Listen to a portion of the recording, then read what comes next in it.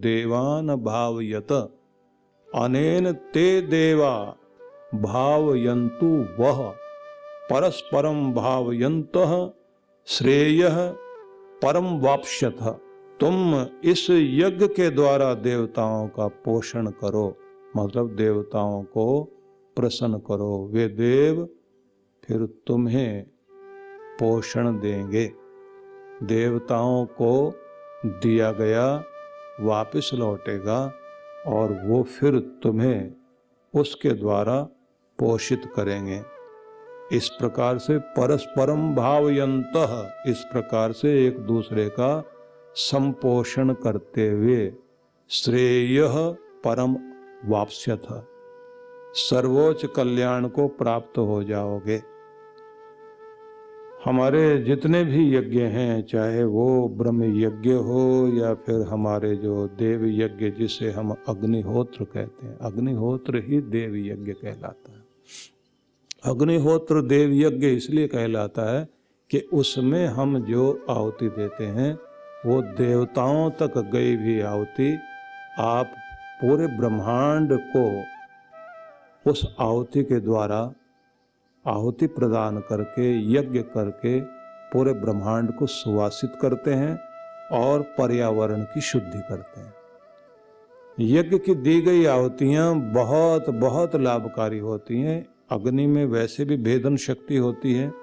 आप अगर किसी कमरे में दुर्गंध हो और वहाँ पर आप अगरबत्ती जला दें, धूप बत्ती जला दें, आपको लगेगा कि पूरे कमरे में सुगंध आ गई, लेकिन उल्टा हो गया।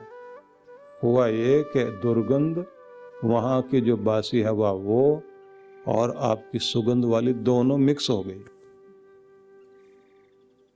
जब आप यज्ञ करते हैं तब क्या होता है? यज्ञ करने वाले स्थान में, कमरे में सबसे पहले तो बैठते ही आपको खिड़कियां खोलनी पड़ेंगी और जैसे जैसे अग्नि प्रचंड होगी तो अग्नि का ताप बढ़ेगा, धुआं जैसे जैसे उठेगा तो धुआं जाएगा बाहर हल्का हो करके और वो छत पर पहले जाता है। छत पर जाते ही एकदम फिर निकलने का रास्ता ढूंढेगा। तो अग्नि की भेदक क्षमता उस पूरे के पूरे कक्ष के अंदर की दूषित वायु को वहाँ से बाहर निकालकर शुद्ध वायु का एक चक्र वहाँ चारों ओर चलाना शुरू कर देगा। हवा आ रही है, जा रही है और वहाँ के अंदर जितना भी दूषित प्रभाव है वो दूर हो जाएगा। इसलिए यज्ञ बड़ा अद्भुत कार्य करता है और यज्ञ के द्वारा ही हम अपना पोषण प्राप्त कर सकते हैं। प्राचीन काल में यज्ञ लोग करते थे तो उसका परिणाम था कि हमारे यहाँ ऋषि खेती होती थी। ऋषि खेती होती थी तो जाकर के एक बार बोकर आ गए, ज़्यादा जुताई उताई करने की जरूरत नहीं पड़ी और वहीं अनाज उत्पन्न होता रहा। हमारे ऋषियों ने कितनी तरह के अनाज बोए उगाए। कणाद ऋषि ने जैसे अपनी साधना की थी तो वो 3 मुट्ठी अन्न को रख करके 1 मुट्ठी अन्न ही उसमें से ग्रहण करते थे और वो अन्न भी कैसा था, जो किसान लोग फसल काट कर ले जाते थे तो जो बालियां जमीन पर पड़ी रह जाती थी उन कणों को इकट्ठा करते थे, कणों को खाते थे, इसलिए वो कणाद कहलाए। लेकिन उनकी कोशिश होती थी कि इतना पवित्र अन्न रखा जाए जिस अन्न के अंदर कोई भी दूषित वृत्ति और दूषित प्रभाव किसी का ना हो, उससे मेरे अंदर की सात्विकता मुझे प्रभु से हर पल जोड़े रखे। क्योंकि अन्न से हमारा मन और पानी से हमारी वाणी, इस पर प्रभाव आता है। संगति से हमारे अंदर का रंग बदलता है। रंग से मतलब है हमारे रंग तरंग व्यवहार बदलता है। संग से रंग और ढंग बदल जाता है।